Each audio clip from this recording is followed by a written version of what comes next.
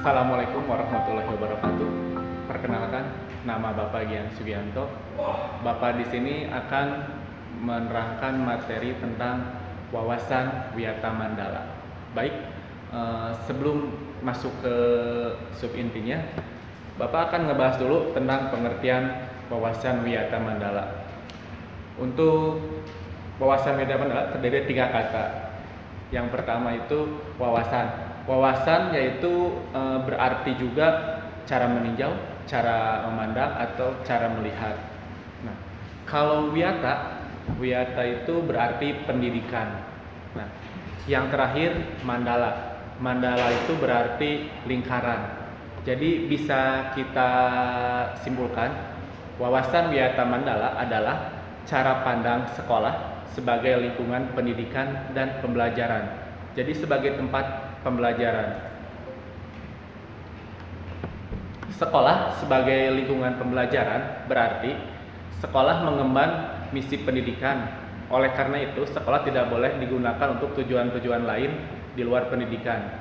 Sekolah harus benar-benar menjadi ciri khas masyarakat belajar di dalamnya. Sekolah terus-menerus menggali, mengenal, memahami, menyadari, menguasai, menghayati, menyampaikan nilai-nilai positif yang ada pada sekolah. Oke. Nah, cara mewujudkan wawasan Wiyata Mandala ada 5 komponen penting di dalamnya. Yang pertama itu ada peran kepala sekolah, ada peran guru, ada peran sivitas akademika, ada peran murid, dan peran masyarakat sekitar. Yang pertama, peran kepala sekolah. Kepala sekolah di sini berwenang dan bertanggung jawab penuh terhadap penyelenggaraan pendidikan di lingkungan sekolah. Yang kedua, kepala sekolah melaksanakan program yang ada di sekolahnya. Yang ketiga, kepala sekolah menyelenggarakan kegiatan yang dapat menunjang kegiatan sekolah seperti ada pramuka, kesenian, angklung, dan lain-lain. Yang kedua, ada peran guru di sini untuk mewujudkan wawasan Wiyata Mandala. Yang pertama itu guru sebagai pemimpin di sekolah, di lingkungan pembelajaran. Guru juga harus jadi suri tauladan di sekolah. Yang ketiga, ada peran sivitas akademika. Sivitas akademika di sini bisa dikatakan juga sebagai yang membantu peran sekolah, yaitu tata usaha. Di sini tugasnya atau perannya itu sebagai mendukung kepentingan administrasi dalam rangka proses pembelajaran belajar mengajar. Ada yang lain juga seperti pegawai, satpam, tukang kebun, piket, dan lain-lain. Mereka harus melaksanakan hak dan kewajibannya sesuai bidang dan tugas masing-masing.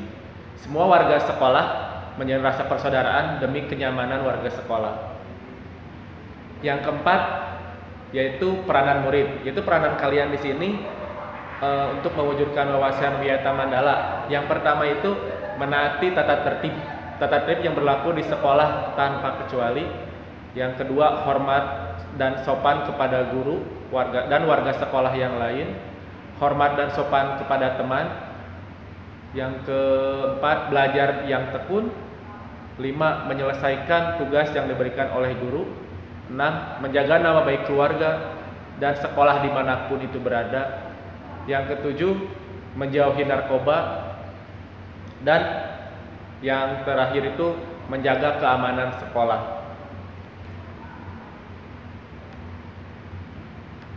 Oke. Yang terakhir itu ada peranan masyarakat. Peranan masyarakat di sini dalam mewujudkan wawasan Wiyata Mandala yaitu sebagai mendukung program kebijakan sekolah dalam rangka pemajuan kegiatan belajar mengajar, pelaksanaan belajar mengajar, terus memberikan saran dalam pemajuan proses belajar dan mengajar, ikut menjaga keamanan sekolah juga, mengadakan kerjasama dengan pihak sekolah melalui komite sekolah. Nah, sekolah sebagai kawasan Wiyata Mandala dikenal ada istilahnya 7K. Yang pertama itu keamanan atau kenyamanan, 2 kekeluargaan, 3 kedisiplinan, 4 kerindangan, 5 kebersihan, 6 keindahan, 7 ketertiban. Kalau semuanya dilaksanakan, kita bisa melaksanakan dan bisa melaksanakan Wiyata Mandala itu sendiri.